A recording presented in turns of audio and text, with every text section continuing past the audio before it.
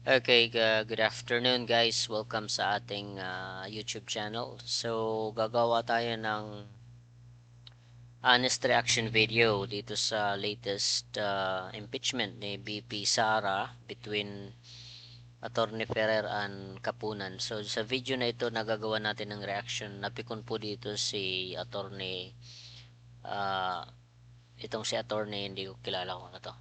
Let's get started guys. Let's go! Anong pinagsasasabi nito? The admonition of this honorable presiding officer, Your Honor, is to be patient, Your Honor. Not In line admonition, Sorry guys napansin ko dito kay attorney ng prosecutor team. Yung pagsasalita niya guys, wala siyang diction, no? At parang walang force yung voice niya. So it's an indication na kasi ako as a listener, I won't be interested in listening to a certain person who is conducting a speech. Kung ganyan po yung diction niya, malumanay, para po ba siyang parang lasing lang, 'di ba? Anyway, let's continue. request. Your Honor, I have been patient, but in line with these continuing questions, first, bringing in the House of Representatives, being in this Senate, Your Honor, we Tingnan nyo, napansin nyo, nag-loading siya. So, it's an indication na hindi sila well prepared as a prosecutor attorney. I mean, not prosecutor, but the other way around. So, tingnan nyo, nag-post siya dito eh.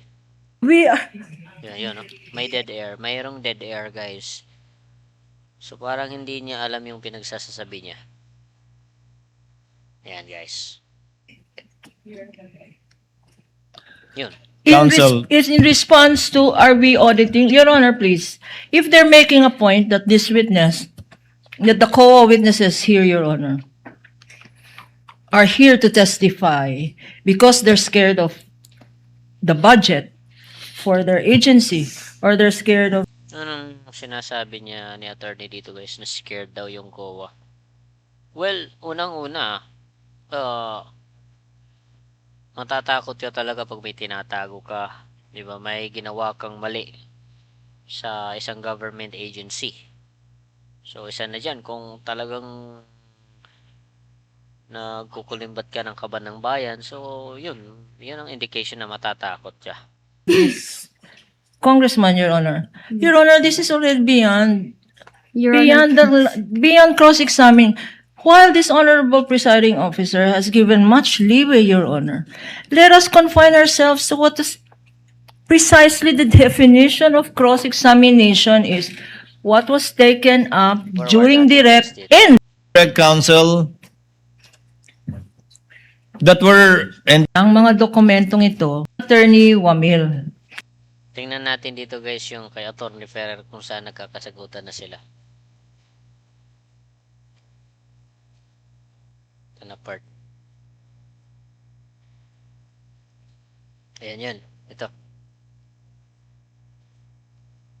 Yung part ni Attorney Ferrer. Ba't wala dito si Attorney Ferrer? Ba't puro COA to? Ano ba to? Ayun, yung si Attorney. Attorney Ferrer. Tingnan natin dito na. recross and proceed to the interjections so that we can finish with this witness. We're going around repeatedly already on the same conclusions of the witness based on her findings. Okay?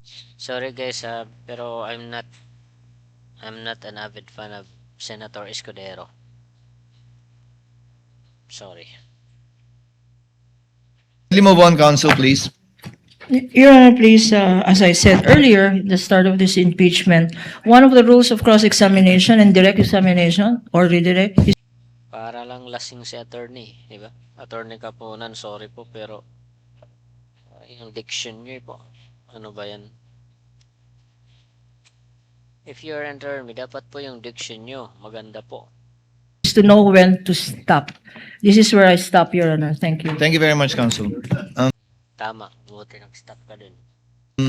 Recross. Counsel for the respondent, recross. Okay, recross. Celine, kanina tinanong ka, no, about the VPSPG, no, receiving. Napansin nyo si Attorney Ferrer? Pag nagsasalita siya, may gesture siya, ginagamit niya yung kamay niya. So it's an indication na she understand what she's talking about. And pag ginamit mo kasi yung body gesture mo when you provide information, mas kapag ikaw yung tagapakinig, mas ano siya, mas powerful. Okay? Kung ikumpara dito kay Attorney Kapunan nung magsalita siya dito sa part na to, 'di ba? Dito sa part na to.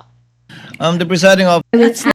This is another point, Your Honor, the presiding officer has ruled. Counsels, please. I would consider it asked and answered. Only COA ICFAO can, and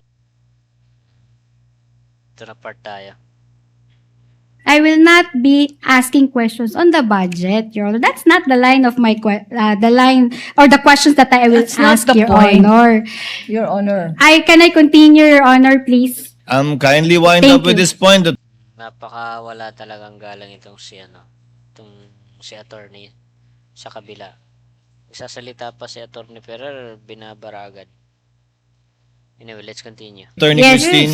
Okay, so sa sinabi niyo ho, si COA ICFAO lamang ang may karapatan na mag-audit ng confidential funds of the OVP and the DepEd. Tama ho? Based on the joint circular po, it is the responsibility of the ICFAO po. Okay, so si House of Representatives, Committee on Justice cannot review the decisions and actions Excuse me. taken by the COA. Excuse me. Asked and I think answered, the ruling Counsel. of the Only presiding COA is to ICFAO go can to do another it. point. This is another point, Your Honor, the Honor. presiding officer has ruled. Counsels, please. I would consider it asked and answered. Only COA ICFAO can, and it's quite obvious. We can even take judicial notice of that as part of the law that the House does not have any power nor jurisdiction, nor the Senate for that matter, to review the findings of an independent constitutional commission, which under the law she answered to, can only be appealed via petition for certiorari under 45, citing Rule 65 to the Supreme Court. Move on, Counsel. Okay, I will take that as an answer, Your Honor. Yes. I was about to elaborate, but okay, I will take that as an answer. The court takes judicial notice and knowledge of that, Counsel.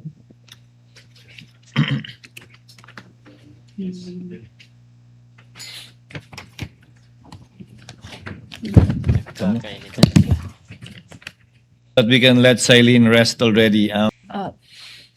Excuse me. I'll just remove my candy. Okay. Madam, We still have time for the senator judges. in your office. And Walang ano talaga. Very unprofessional. Kumakain pa ng candy, ano ba yan? Ay nako.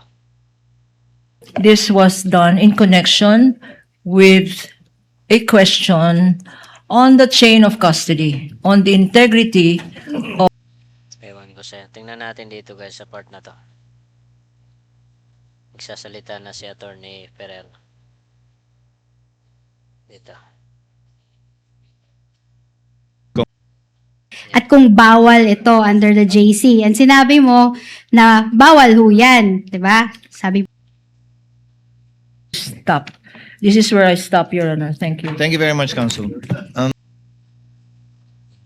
tinanong ka, no, about the VPSPG, no, receiving rewards from the OVP, no? Kung ito nga ba ay nangyayari at kung bawal ito under the JC. And sinabi mo na bawal ho yan, di ba? Sabi mo kanina.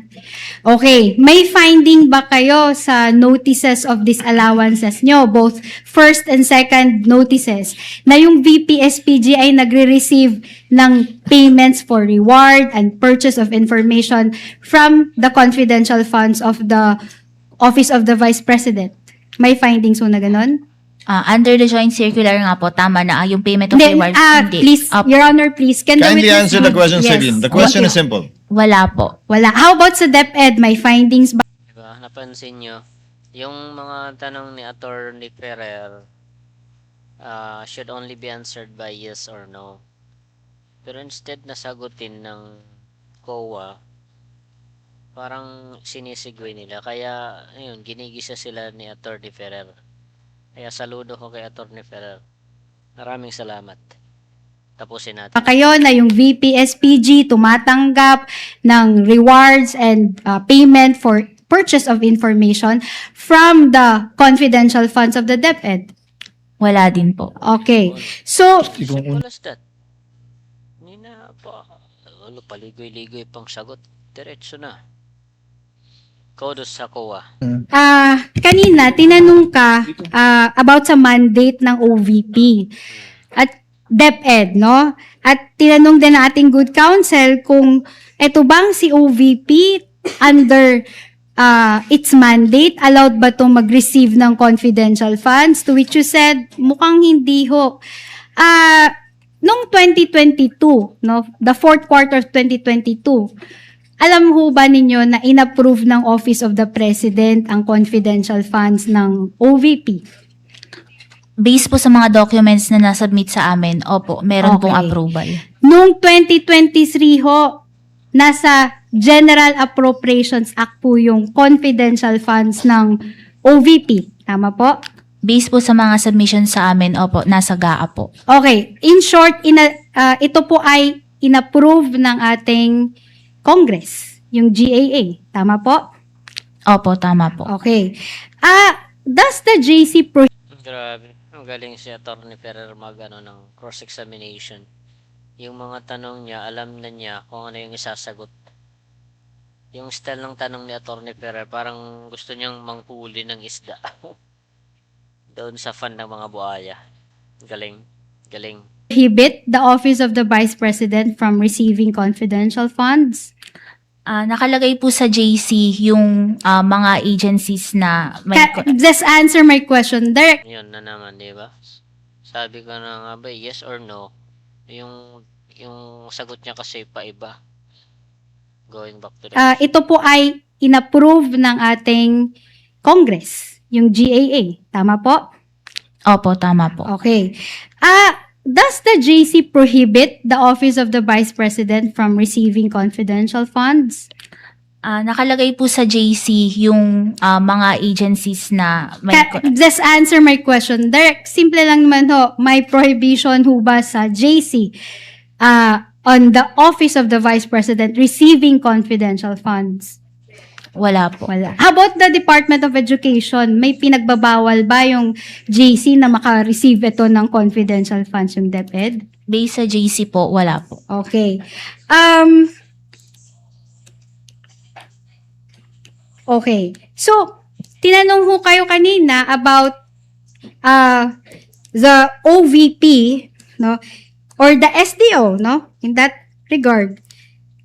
Disbursing monies in one day in several places. No? Sinabi ho, isang araw, madaming mga pinaggastusan, no? Isang date lang yon, iba-ibang lugar. May findings ho ba nito sa first ND ninyo?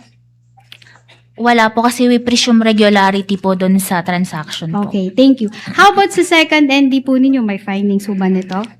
Dahil nga po nag-base kami sa certification under oath ng SDO, wala po.